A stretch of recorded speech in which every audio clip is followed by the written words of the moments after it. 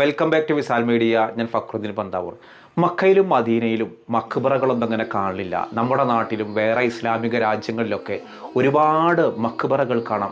എന്നാൽ എന്തുകൊണ്ടാവും സ്വഹാബികളുള്ള, ബദരീങ്ങളുള്ള, ഉഹദീങ്ങളുള്ള ഒരുപാട് ചരിത്ര പുരുഷന്മാരുള്ള മക്കയിലും മദീനയിലും ഒരൊറ്റ മക്ബറ പോലും കാണാത്തത്?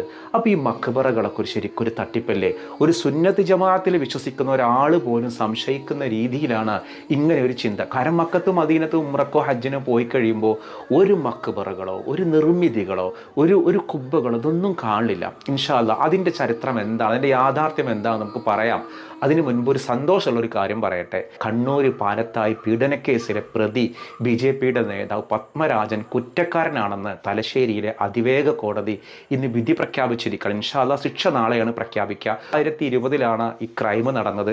10 വയസ്സുള്ള ഒരു പെൺകുട്ടിയോട് സ്കൂളിൻ്റെ ബാത്റൂമിൽ വെച്ചിട്ടും, തുറന്നിട്ട ബാത്റൂമിലും ഡോറുള്ള ബാത്റൂമിൽ വെച്ചിട്ടും ക്ലാസ് റൂമിൽ വെച്ചിട്ടും ലൈംഗികമായിട്ട് അധ്യാപകനായ പത്മരാജൻ എന്നുള്ള BJPയുടെ തൃപ്പങ്കോട് പഞ്ചായത്ത് അവിടുത്തെ BJPയുടെ നേതാവായിരുന്ന, പ്രാദേശിക നേതാവായിരുന്ന പത്മരാജൻ എന്ന അധ്യാപകൻ ലൈംഗികമായിട്ട് ദുരുപയോഗം ചെയ്തു എന്നാണ് കേസ്. അൽഹംദുലില്ലാ ആ കുഞ്ഞിന് നീതി കിട്ടിക്കാണ്.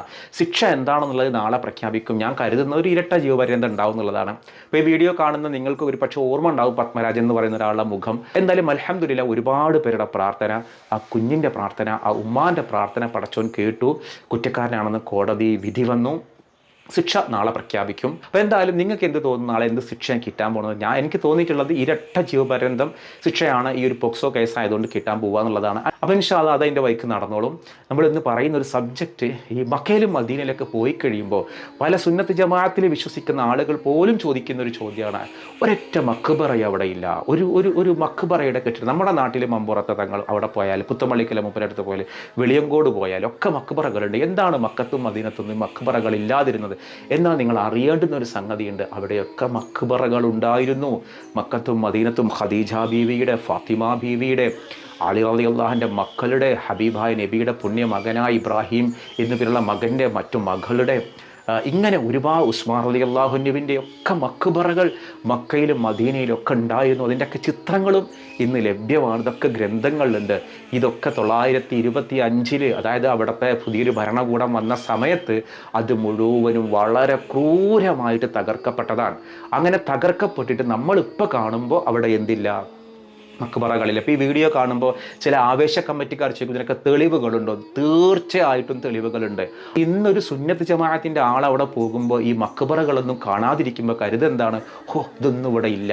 ഒന്ന് ഞാൻ പറയാം, ഉഹദ് മലയോട് ചേർന്ന് ഉഹദിൽ പങ്കെടുത്ത ഉഹദീങ്ങളുടെ ഖബറിടം കാണാം. അങ്ങനെ നിരപ്പാക്കിയിട്ട് കാണാം. ഹംസ റളിയല്ലാഹുവിൻ്റെ ഒരു വലിയ മക്ബറ അവിടെ ഉണ്ടായിരുന്നു. പ്രമുഖ ചരിത്രകാരനായ 20-ാം നൂറ്റാണ്ടിൽ ജീവിച്ച റിഫഅത്ത് ബാഷ എന്നു പേരുള്ള ഒരു ചരിത്രകാരൻ ഈ മക്കയിലും മദീനയിലും സന്ദർശിച്ച അവിടുത്തെ യാത്രാ വിവരണങ്ങൾ അദ്ദേഹത്തിൻ്റെ ഗ്രന്ഥത്തിൽ എഴുതിയിട്ടുണ്ട്. അതിൽ അദ്ദേഹം പറയുന്നുണ്ട്, ഉഹദ് മലയുടെ താഴ്വരയിൽ അതിമനോഹരമായ കുബ്ബയുള്ള ഒരു മക്ബറ ഞാൻ കണ്ടിരുന്നത് ഹംസ റളിയല്ലാഹുവിൻ്റെ മക്ബറയാണ്. അതിമനോഹരമായിട്ട് അവിടെ അറബി വാക്യങ്ങൾ കൊത്തിവെച്ചിരുന്നു എന്നുള്ളത്. അപ്പോൾ ആ മക്ബറയൊക്കെ തകർത്ത് ഇന്നിപ്പോൾ ഉഹദ് മലയുടെ അവിടെ ചെന്നാൽ നമുക്ക് എന്താ കാണാനുള്ളത്? ഇപ്പോൾ ഈ ഒരു വീഡിയോ കാണുന്ന ഹജ്ജിനോ ഉംറക്കൊക്കെ പോയ ആളുകൾക്കറിയാം, അവിടെ നിരപ്പായിട്ട് കിടക്കുന്ന ഒരു സ്ഥലങ്ങളാണ്. അവിടെ ആ ഒരു ഹംസ റളിയല്ലാഹുവിൻ്റെ ഖബറിടത്തിൻ്റെ ഭാഗത്ത് ചെറിയൊരു കല്ലുകൊണ്ടുള്ള അടയാളം എന്നല്ലാതെ വേറൊന്നുമില്ല. ഇതിന് പുറമെ ഫാത്തിമ ബീവിയുടെ ഖബറിടത്തിന് മുകളിൽ അതിമനോഹരമായിട്ട് കുബ്ബയുള്ളൊരു കെട്ടിടമുണ്ടായിരുന്നു. ആ കെട്ടിടമൊക്കെ ഫാത്തിമ ബീവിയുടെ ഖബറിൻ്റെ മുകളിൽ മദീനയിലുള്ള ആ ഒരു കുബ്ബയും കെട്ടിടമൊക്കെ അതിക്രൂരമായിട്ട് തകർക്കപ്പെട്ടു. അതേപോലെ ഉസ്മാൻ റളിയല്ലാഹുവിൻ്റെ ഖബറിടത്തിന് മുകളിലും അതിലും വലിയ ഒരു കുബ്ബയും കെട്ടിടം ഉണ്ടായിരുന്നത്. 1283 സുൽത്താൻ മഹ്മൂദാണ് ഇത് മരം കൊണ്ടുണ്ടാക്കിയിരുന്ന ഈ ഒരു കെട്ടിടം അതിമനോഹരമായ കെട്ടിടമാക്കി മാറ്റിയത്. പണ്ടത്തെ പണ്ഡിതന്മാരൊന്നും അതിനെ എതിർത്തിട്ടേ ഇല്ല, അതിനൊക്കെ അനുകൂലിക്കുന്നവരായിരുന്നു എന്നുള്ളതാണ്. ഇന്ന് അതിനോടൊക്കെ എന്തൊക്കെയോ വേറെ ചില തൗഹീദിന് വിരുദ്ധമാണെന്ന് കരുതിയിട്ടൊക്കെയാണ് തകർക്കൽ, അല്ലാതെ വികസനമൊന്നും ആയിരുന്നില്ല ഈ സൗദി അറേബ്യയിലെ ഭരണാധികാരികളുടെ ലക്ഷ്യം. അപ്പോൾ മനോഹരമായ ഉസ്മാൻ റളിയല്ലാഹുവിൻ്റെ ഖബറിടത്തിന് മുകളിലെ കെട്ടിടത്തിൻ്റെ ഫോട്ടോയാണ് നമ്മൾ ഈ കാണുന്നത്. അങ്ങനെ എത്രയെത്ര ചരിത്ര നിർമ്മിതികൾ ഈ മക്കയിലും മദീനയിലും ഉണ്ടായിരുന്ന അറിയോ? അതുപോലെ മക്കയിലെ ഖദീജ ബീവിയുടെ ഖബറിടത്തിന് മുകളിൽ 950 ഒരു ഭരണാധികാരി അതിമനോഹരമായിട്ടുള്ള ഒരു മക്ബറ പണിതത്, ഒരു മക്കാമൊക്കെ പണിതു. അതിൻ്റെ ഉള്ളിൽ ഹബീബായ നബിയുടെ സന്ദേശങ്ങളും ഖുർആൻ വചനങ്ങളും ഒക്കെ കൊത്തിവെച്ചിരുന്നു.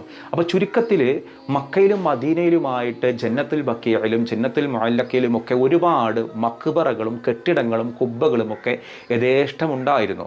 1925 ആകുമ്പോഴാണ് ഇത് പൂർണ്ണമായിട്ട് തകർക്കപ്പെട്ടത്. അന്ന് എന്താ പറയുക, ഈജിപ്ത്, ഇറാഖ്, ഇറാൻ, അങ്ങനെ തുർക്കി തുടങ്ങിയ മുസ്ലിം രാജ്യങ്ങളിലൊക്കെ വലിയ പ്രതിഷേധങ്ങളൊക്കെ ഉണ്ടായി. അവർ സത്യം പറഞ്ഞാൽ റൗള ഷരീഫ് കെട്ടിടം ഉണ്ടല്ലോ, അവിടെയും ഇങ്ങനെ ഹബീബായ നബിയുടെ റൗള ഷരീഫിൻ്റെ ഉള്ളിലും ഇതുപോലെ കെട്ടിടങ്ങൾ മഖ്ബറകളുണ്ട്. ആ മഖ്ബറയും തകർത്തിട്ട് പൂർണ്ണമായിട്ട് ഇതുപോലെ ആക്കണം എന്നുള്ള ചിന്ത പോലും ഉണ്ടായിരുന്നു എന്നൊക്കെ രേഖപ്പെടുത്തി ചരിത്രകാരന്മാരുണ്ട്. ഇതൊക്കെ ഇമാം നവവി റളിയല്ലാഹു അൻഹു, റിഫഅത്ത് ബാഷയെ പോലെയുള്ള ആധുനിക ചരിത്രകാരന്മാരൊക്കെ ഇത് രേഖപ്പെടുത്തിയിട്ടുണ്ട്. ഇമാം നവവി റളിയല്ലാഹു അൻഹു അദ്ദേഹത്തിന്റെ ഗ്രന്ഥത്തിൽ അന്ന് അവിടെ കണ്ട കാഴ്ചകൾ കൃത്യമായിട്ട് റിപ്പോർട്ട് ചെയ്തിട്ടുണ്ട്. പക്ഷെ നമ്മൾ ഇവിടുന്ന് ചില ആളുകൾ ഇന്ന് പോയിട്ട് കാണുന്നില്ല എന്ന് പറയുമ്പോൾ ചില ആളുകളുടെ ധാരണ ഇതൊക്കെ ലോകത്ത് ഇതൊക്കെ വെറുതെ വ്യാജ നിർമ്മിതികളാണ്, കണ്ടില്ലേ മക്കത്തും മദീനത്തിലും ഇതൊന്നും ഇല്ല, ഇങ്ങനെ ഒന്നും ഇല്ല എന്നുള്ള രീതിയിൽ ചിത്രീകരിക്കുകയാണ്.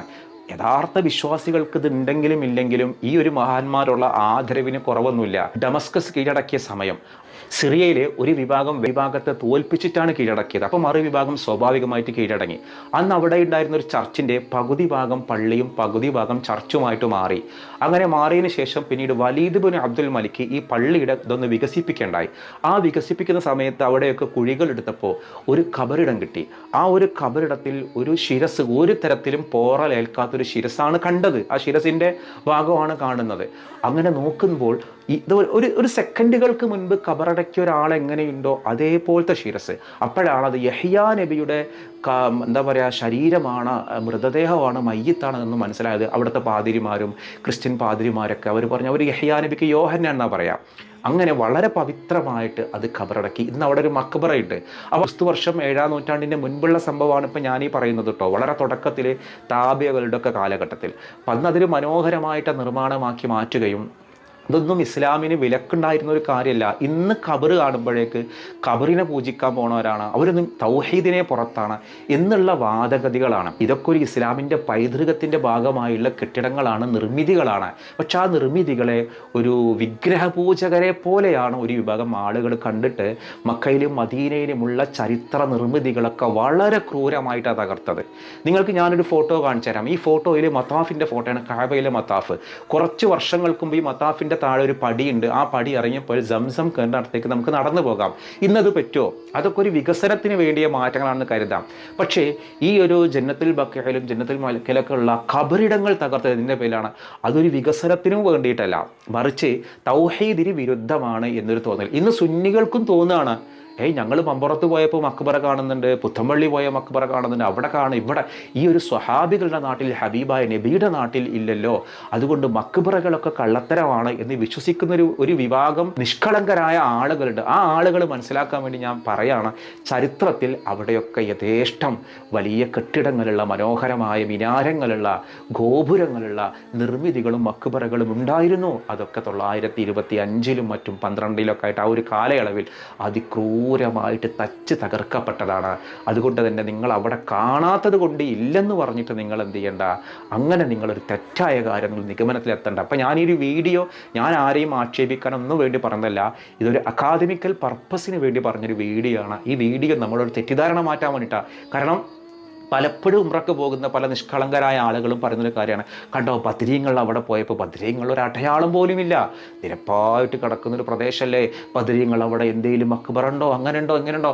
അവിടെയൊക്കെ ഉണ്ടായിരുന്നു, തകർക്കപ്പെട്ടതാണ്. ഫാത്തിമ ബീവിയുടെ, ഖദീജ ബീവിയുടെ മകൻ ഇബ്രാഹിം, ഹബീബ നബിയുടെ മകൻ ഇബ്രാഹിമിൻ്റെ, റുഖിയ ബീവിയുടെ, ഇബ്നു മസ്ഊദ് റളിയല്ലാഹുവിൻ്റെ പ്രമുഖരായ പല സ്വഹാബിമാരുടെയൊക്കെ മക്ബറകൾ അവിടെയൊക്കെ ഉണ്ടായിരുന്നു. മുഴുവൻ മക്ബറകളും തകർത്തിട്ട് ഒരു അടയാളം പോലും ഇല്ലാത്ത അവസ്ഥയിലാക്കി. പ്രത്യേകിച്ച് ബദർ നടന്ന സ്ഥലത്തൊക്കെ കെട്ടിടങ്ങളുണ്ടായിരുന്നു, അടയാളങ്ങളുണ്ടായിരുന്നു. അവിടെ ഇരുന്ന ഒരു കെട്ടിടത്തിൻ്റെ അവശിഷ്ടം പോലും ഇല്ലാത്ത രീതിയിലേക്ക് അത് മുഴുവൻ തകർക്കപ്പെട്ടു. ഇതൊരു വേദനയാണ്, ലോക മുസ്ലിങ്ങൾ വേദനിച്ചൊരു കാര്യമാണ്. സൗദിയുടെ ഒരു പതാക, ആധുനിക സൗദിയുടെ പതാക തന്നെ നോക്കൂല, ഇലാഹ ഇല്ലല്ലാഹ് മുഹമ്മദ്, ഒരു വാള് എത്രമാത്രം ഇസ്ലാം എന്ന് പറഞ്ഞൊരു ആയുധം കൊണ്ടുള്ളതാണ്. ഇസ്ലാം എന്നുള്ളത് സ്നേഹമാണ്, സമാധാനമാണ് ഇസ്ലാമിൻ്റെ മുഖമുദ്ര. എന്നിട്ട് പോലും ഈ വിഭാഗം ഉയർത്തിപ്പിടിക്കണ ഒരു ഐഡിയോളജി പോലും എന്താണ്? വാളാണ്. ലോകത്ത് വേറെ ഏതെങ്കിലും രാജ്യത്ത് ഇങ്ങനെ ഒരു പതാകയുണ്ടോ? ഇങ്ങനെ ഒരു പതാക ഇത് ലോകത്തിന് നാണക്കടല്ലേ. ഇത് എത്രത്തോളം ബുദ്ധിശൂന്യമാണ് അവരുടെ ചിന്താഗതി എന്നൊരു ഉദാഹരണമാണ്. ഞാനീ പറഞ്ഞൊരു വീഡിയോയിൽ പിഴവുകൾ ഉണ്ടെങ്കിൽ അറിയുന്ന ആളുകൾ തിരുത്തിക്കോളൂ, ഞാനത് തിരുത്താൻ തയ്യാറാണ്. ഞാൻ കൃത്യമായിട്ട് അന്വേഷിച്ച് എൻ്റെ ഗുരുനാഥന്മാരിൽ നിന്നൊക്കെ കൃത്യമായിട്ട് പഠിച്ചതിന് ശേഷമാണ് ഞാൻ ഈ വീഡിയോ പങ്കുവച്ചിട്ടുള്ളത്. സത്യം തിരിച്ചറിയാന്നുള്ളതാണ്. മറ്റൊരു ദിവസം മറ്റൊരു വീഡിയോയുമായി വീണ്ടും കാണാം.